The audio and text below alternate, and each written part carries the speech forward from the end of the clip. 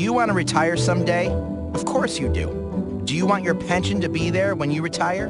Of course you do. As a public employee in New York State, you made a deal when you took your job. And part of that deal is that you will get a pension when you retire. And fortunately in New York, public employee pensions are guaranteed by the state constitution. Unfortunately, if the New York Constitution is changed, your pension can vanish in a New York minute. Over the next few minutes, I'm going to explain how this could happen and the one simple thing you must do to prevent it. Here's some background. Under Article 19 of the New York State Constitution, the people of the state are asked every 20 years on whether or not there should be a convention to change the Constitution. That vote will take place on November 7th, 2017. If a majority of voters in the state vote no, then there is no constitutional convention. The document is not changed, and your pension is safe for another 20 years. We need you to vote no. However, if a majority of voters vote yes, an expensive multi-year process begins.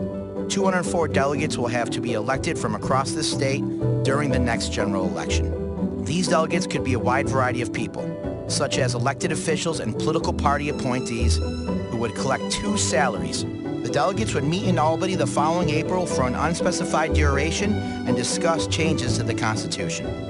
Changes could be minor, or they could be radical changes, including the removal of our pension guarantee.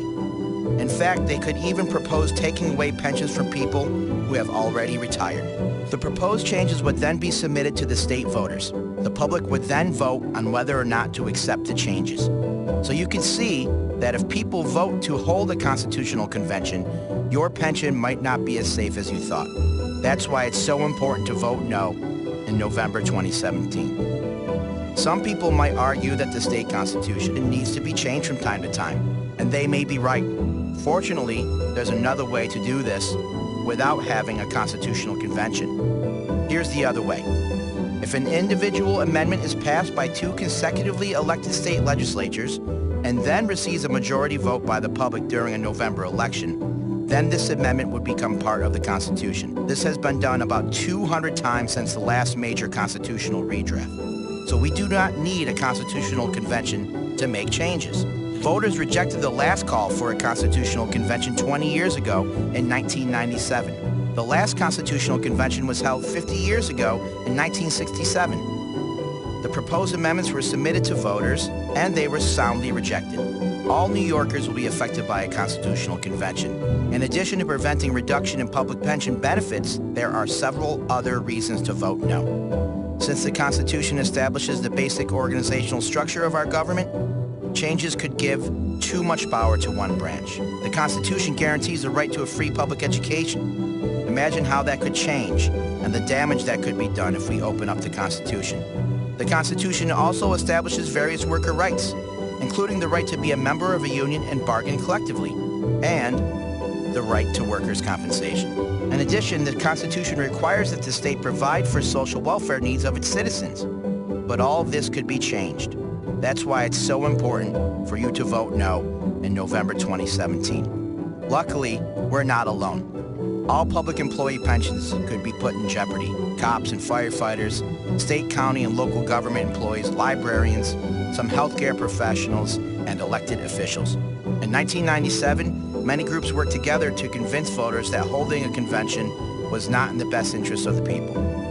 These groups included public sector and private sector unions, and environmentalists, advocates for public education at all levels, social welfare advocates, those who will seek to maintain the requirement that New York State provide for the underprivileged, fiscal conservatives who wanted to keep existing state and debt limits in place, and some government watchdog groups who just didn't want to spend millions of dollars to hold a party in Albany. The 1967 convention cost taxpayers $6.5 million. There are estimates that a constitutional convention could cost $345 million today. Many of these groups will work together again in 2017. But 2017 is an off-election year. We will not be electing a president or a governor, nor will we be electing members of Congress or the state legislature. During off-election years, voter turnout is very low. That makes every single vote, including yours, extremely important. If you stay home and don't vote, that's the same as voting against your pension. In addition, there have already been some efforts, especially upstate, for groups pushing for a convention, and Governor Cuomo said he supported a convention in his 2016 State of the State speech. So what can you do to prevent a constitutional convention? Make sure you're registered to vote. If you haven't voted in the last 2 elections, or if you moved or changed your name, make sure you re-register. Stay informed about these issues, and write a letter to the editor against the 2017 Constitutional Convention. Talk to friends and family and explain to them in personal terms why it's so important to vote no. And most importantly, make sure you vote no to a constitutional convention on November 7, 2017.